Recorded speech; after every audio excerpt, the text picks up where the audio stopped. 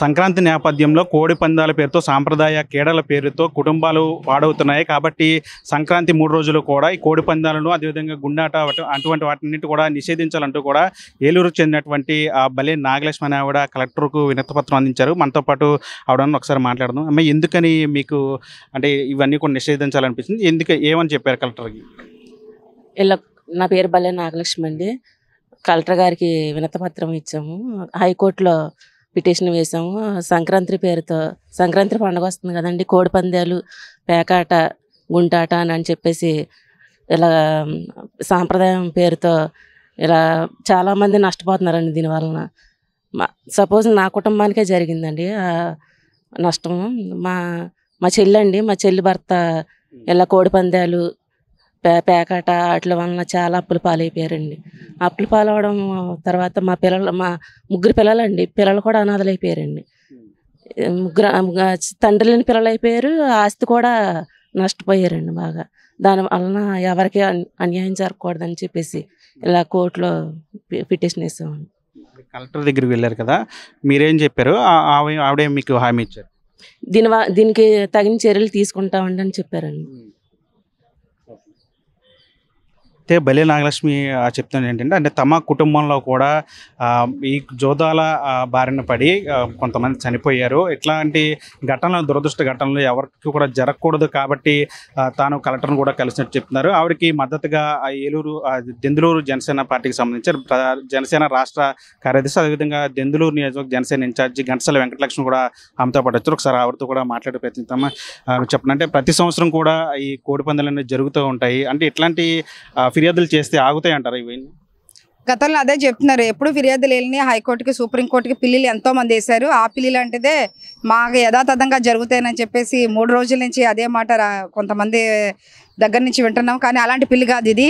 ఇదేంటంటే బాధతో, కుటుంబ సభ్యుడిని కోల్పోయిన బాధతో వేసిన పిల్లి ఇది. కాబట్టి మాకు జరిగిన ఈ అన్యాయము వేరే కుటుంబాలకి జరగకూడదని చెప్పేసి వేసిన పిల్లి ఇది.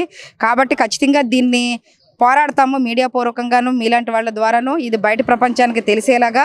హైకోర్టు కూడా మాకు నిన్న చీఫ్ జస్టిస్ గారు మాకు ఒక వెసులుబాటు ఇచ్చారు. ఎక్కడ కూడా జరగకుండా ఈ పేకాట కానీ, గుండాట కానీ, ఆ సాంప్రదాయ ముసుగులో కత్తులు కట్టి కోడి పందాలు కానీ ఎక్కడ వేయకూడదని చెప్పేసి ఆర్డర్ ఇచ్చారు. అట్లాగే ఒకవేళ దీన్ని కనుక కోర్టు ధిక్కరణ కేసు కింద కడతారు. ఎందుకంటే అది కాదనుకుని వేస్తే కనుక దానికి బాధ్యుల కింద గవర్నమెంట్ ఆఫీసర్సే, ఎస్పీ గారు, అలాగే డిఎస్పీ, పోలీస్ అధికారులు, రెవెన్యూ అధికారులు కూడా ప్రతివాదుల కింద పెట్టాము. రేపు 20వ తారీఖున మళ్ళీ మాకు ఇది కనుక ఎక్కడ మేము హైకోర్టు ఇచ్చిన తీర్పును కాదని చెప్పేసి మరి కోర్టు కంటెంప్ట్ కింద వస్తుంది. వ్యతిరేకంగా కనుక చేస్తే కనుక, ఆడిస్తే కనుక మేము చర్యలు తీసుకుంటాం. మళ్ళీ మీరు రావచ్చు, ఈ ఫోటోలు, వీడియోస్ తీసుకుని ఎక్కడైనా జరిపితే ఆధారాలతోటి అని చెప్పేసి మాకు నిన్న హైకోర్టులో చెప్పడం జరిగింది చీఫ్ జస్టిస్ గారు. ఖచ్చితంగా మళ్ళీ 20వ తారీఖున ఏదో కొంతమంది పెద్ద పెత్తనాలతో మేము పెద్దోళ్ళు మని కోట్లు ఖర్చు పెట్టుకుని మేము వేసుకుంటామని అంటే కనుక వాటి ఆధారాలతోటి మళ్ళీ 20వ తారీఖున ఇలా వేసారండి, ఇది కంటెంప్ట్ కోర్టు కింద వస్తుందని చెప్పేసి ప్రతివాదుల కింద ఎస్పీని, అధికారులని, అలాగే డిఎస్పీని, ఎస్ఐల్ని కూడా మేము పెట్టాము. ఖచ్చితంగా రేపు 20వ తారీఖున కోర్టులో హాజరయ్యి అధికారులే దానికి సమాధానం చెప్పాల్సి వస్తుంది. ఇప్పుడు కలెక్టర్ గారు కూడా అదే మాట అన్నారు, అమ్మ ఇదేమో పెద్దోళ్ళు రాజకీయ క్రీడల కింద మీరు చేసుకుంటారు, రేపు పొద్దున ఏదైనా వస్తే అధికారులు మేము బలైపోతాము, కోర్టు దగ్గర ముందు మేము నుంచి సమాధానం చెప్పాలి, ఇది హైకోర్టు, సుప్రీంకోర్టు ఆర్డర్, మరి ఎలాగా అని చెప్పేసి ఆవిడ కూడా ఒక మాట ఇప్పుడు మాట్లాడారు.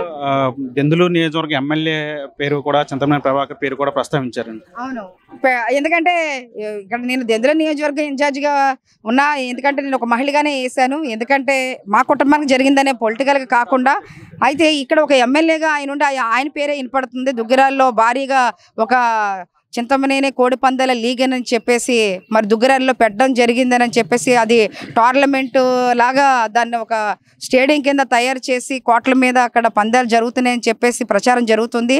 ఆయన సోషల్ మీడియాలో వాళ్ళే టీడీపీ నాయకులే మరి పెడుతున్నారు. ఇది మాత్రం ప్రజలకు సంబంధించిన విషయము. ఇది ఎమ్మెల్యేకి తెలిసే జరుగుతుంది అంటారు, లేదా ఆయనకు తెలియకుండా ఆయన పేరు వాడుకొని ఎవరన్నా చేస్తున్న పని? అది ఆయనకే తెలియదు. ఆయన పేరు ఆయన సోషల్ మీడియాలో పెడుతుంటే మరి ఆయనకు తెలిసేనా నేను అనుకుంటున్నాను. ఎందుకంటే కోళ్ళు నేను పెంచుతాను, కోడి పందాలు నా హాబీ అని కూడా ఎన్నో మీడియాలో కూడా చెప్పడం జరిగింది. కోడి పందాలు నా హామీ అని చెప్పి కోళ్ళు నేను పెంచుతానని చెప్పిన ఆయన నియోజకవర్గంలో దుగ్గరాలు వాళ్ళ భార్య ఎత్తున స్థానిక ఎమ్మెల్యేకి తెలియకుండా జరుగుద్దని నేనైతే అనుకుంటలేదు. ఆయన ప్రోద్బలంతోనే జరుగుతుంది. కాబట్టి ఖచ్చితంగా ఇది ఒక ప్రజాప్రతినిధిగా ఇది కరెక్ట్ కాదు. ఎందుకంటే ఎన్నో కుటుంబాలు రోడ్డున పడతాయి. కాబట్టి ఇది ఆపేయాలని చెప్పేసి ఒక మహిళగా కూడా ఒక కుటుంబ సభ్యుని కోల్పోయిన బాధితురాలుగా కూడా నేను కోరుకుంటున్నాను. అంటే మీరు కూటమి అధికారంలో ఉన్నది, జనసేన, బీజేపీ, టీడీపీ కలిసి ప్రభుత్వం నడుస్తుంది. ఈ విషయాన్ని అంటే ఎమ్మెల్యే దృష్టికి తీసుకెళ్లారా మీరు? తీసుకెళ్లాలని అనిపించింది అసలు? అంటే ఎమ్మెల్యే గారికి అసలు ఇది చేస్తారని అనుకోలేదు, కానీ చేస్తున్నారని చెప్తున్నారు. దీన్ని తీసుకెళ్ళినా కానీ అక్కడ స్టేడియం అది తయారు చేస్తున్నారు. ఇది ఎమ్మెల్యే గారు చేస్తున్నారని పోస్టర్లు చేశారని అంటున్నారు కొంతమంది. అది ఎంతవరకు అని తెలీదు. మేము కూటమిలో ఉన్న పవన్ కళ్యాణ్ గారితో మేము పనిచేసినా, ఎవరితో పనిచేసినా అన్యాయాన్ని ఎదుర్కొమని అంటారు. పవన్ కళ్యాణ్ గారు తప్పు చేసినా నన్ను నిలదీయండి అని అడిగాడు. ఇది నా కోసమో లేకపోతే నా లబ్ధి కోసమో కాదు, ఇది ప్రజల కోసమే. ఇది మేము పిల్లేసాం కాబట్టి మా కుటుంబంలో జరిగిన ఈ విషాదము వేరే ఒక్కరిలో జరగకూడదు. ఎందుకంటే కొంతమందికి ఇది ఆనందాన్ని ఇస్తాయి. ఇతర దేశాల నుంచి వస్తున్నారు, ఇతర ప్రాంతాల నుంచి వస్తున్నారు ఆనందం కోసం. అంటే నేను ఒకటే మాట చెప్తున్నాను, కొంతమంది ఆనందం కోసం చాలామంది బలైపోతున్నారు, చాలామంది జీవితాల్లో చీకటికి అమ్ముకుంటుంది. కాబట్టి దయచేసి మీ అందరూ కూడా నేను విజ్ఞప్తి చేస్తున్నాను, ఒక మహిళగా ఈ ఆనందాలు ఇట్లా కోడి పందాలు, బెట్లుగా, పేకాట, మరి ఇట్లాగా మద్యము విచ్చలవిడిగా ఉండేసి ఒక్క రోజులో తారుమారిపోతున్నాయి బ్రతుకులు. కాబట్టి ఇట్లాంటివి మాత్రం ప్రోత్సహించొద్దని చెప్పేసి నేను అందరినీ కోరుకుంటున్నాను.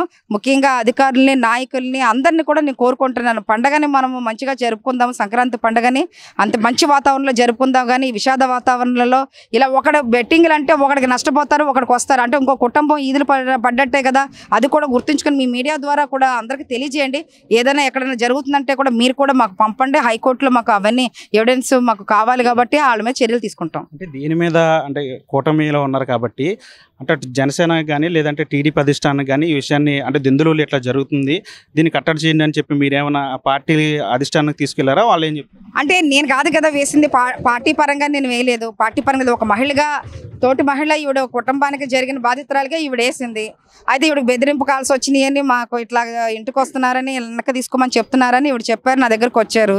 నేను కూడా ఏంటంటే మా తమ్ముడే, మా కజినే, ఇప్పుడు వాళ్ళ చెమ్మనేను. మా బెదిరింపు కాల్స్ అంటే ఏమైనా వస్తున్నాయి? బెదిరింపు కాల్స్ ఆవిడకి వచ్చినాయి, మీకు వచ్చినాయి? ఆవిడకే వచ్చినాయి. ఏమొచ్చింది చెప్పు. అదేంటి పెద్ద నిన్న ఇద్దరు వచ్చారండి ఇంటికి. అంటే మా రిలేటివ్స్ ద్వారాగానే అడిగిస్తున్నారు, ఇలాగ ఎమ్మెల్యే గారు మీరు పిటిషన్ వేసారంట కదండి అని అన్నారు. నిజమేనండి వేసామండి అని చెప్పానండి. చెప్తే ఎందుకమ్మా ఇవి వేయడము, దీనివలన ప్రయోజనం ఏమైనా ఉండదు కదా అని అన్నారు. ప్రయోజనం అంటే కాదు కదండి, దీనివలన చాలామంది నష్టపోతున్నారు. పిల్లలకి చదువుకోవాల్సిన డబ్బులు కూడా తీసుకెళ్ళి పేకాటలోను, కోడి పందాల్లోనూ పెట్టడం వలన చాలామంది నష్టపోతున్నారు. అందుకనే వేసాము, నా ఇష్టపూర్వకంగానే నేను వేసాను అని చెప్పానండి. ఫోన్లు చేసి ఎందుకమ్మా ఇవి నిలవన కేసులు కదా, కోర్టులో వేసినా దీనివలన ప్రయోజనం ఏమి ఉండదు కదా, మీరు ఎందుకు వేసారని నన్ను అన్నారండి. లేదండి ప్రయోజనం లేకపోయినా పర్వాలేదండి వేసాము, ఎంతోమందికి కొంచెమన్నా న్యాయం జరిగిద్ది కదండి, అందుకే కేసు ఉండేవండి, నేనేమో వెనక వాపస్ తీసుకోనని చెప్పాను. సరేనమ్మా మీ ఇష్టం అన్నారండి. అంటే ఫైనల్గా మీరు చెప్పండి, అంటే కూటమి ప్రభుత్వంలో ఉండి ఇట్లా జరుగుతుంది కాబట్టి అంటే ఏ రకంగా ఇది బయటకు వెళ్తుంది, ఇది మెసేజ్ అనేది ఏం చెప్తారు మీరు? అంటే సంక్రాంతి సందర్భంగా అటు ప్రభుత్వానికి ఏం చెప్తారు? మొత్తంగా సంక్రాంతి సందర్భంగా ప్రభుత్వానికంటే కూటమి ప్రభుత్వంలో మేము ఉన్నప్పుడు కూడా మీకు చెప్పాను కదా, నేను ఒక బాధితురాలిగా వేశాను. ప్రభుత్వానికి కూడా నేను ఇది ఒక నోటీస్ కూడా పంపించడం జరిగింది, హోమ్ మినిస్టర్ గారికి, చంద్రబాబు నాయుడు గారికి కూడా. ఎందుకంటే ఇలాంటి ముసుగులో, సాంప్రదాయ ముసుగులో ఎన్నో కుటుంబాలు బలవుతున్నాయి. గత ప్రభుత్వంలో కూడా మరి కేసినేని అదేంటి కొడాలి నాని లాంటి వాళ్ళ మీద కూడా మనము దాని మీద ఇలాగ వేస్తున్నాడు, అశ్లీల నృత్యాలు వేస్తున్నాడు, వేరే రకంగా కోడి పందాలు చాలా జోదం ప్రకటిస్తున్నాడని మనం అన్నాము. అదే పని మనం చేయకూడదు కదా అని చెప్పేసి కూడా నేను మాట్లాడతాను. అట్లాగైతే కనుక కాకపోతే దీన్ని ఎవరు ఇటు కూటమి ప్రభుత్వము దీన్ని ఎవరు కూడా ఎంకరేజ్ చేయరండి. ఎందుకు ఎంకరేజ్ చేస్తారు? ఇది మంచి విషయమా?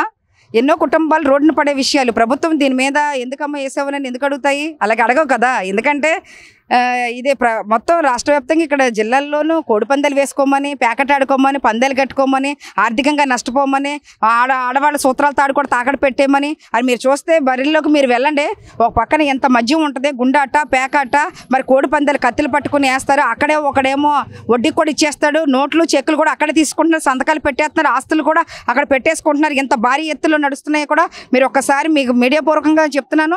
గతంలో మీరు చూస్తుంటే మేము చూసాం దాని మీద. ఎందుకంటే ఏంటి అసలు ఏం జరుగుతుంది ఇక్కడ అని మా కుటుంబంలో మనిషి చనిపోయిన తర్వాత ఒకసారి వెళ్ళి పరిశీలిస్తే అక్కడ ఏ రకంగా జరుగుతున్నాయంటే అసలు దాన్ని మనం ఒక ఏంటి ఒక పక్కనేమో తాగేసి పడిపోవటం, ఓ పక్కన గుండాట, ఓ పక్కన పేకాట, ఒక పక్కన లోనా బయట అంట, ఇంకా స్టాల్స్, కోడి పందాలు, పాటలు ఏంటో మరి అవేమో అర్థం కావట్లేదు.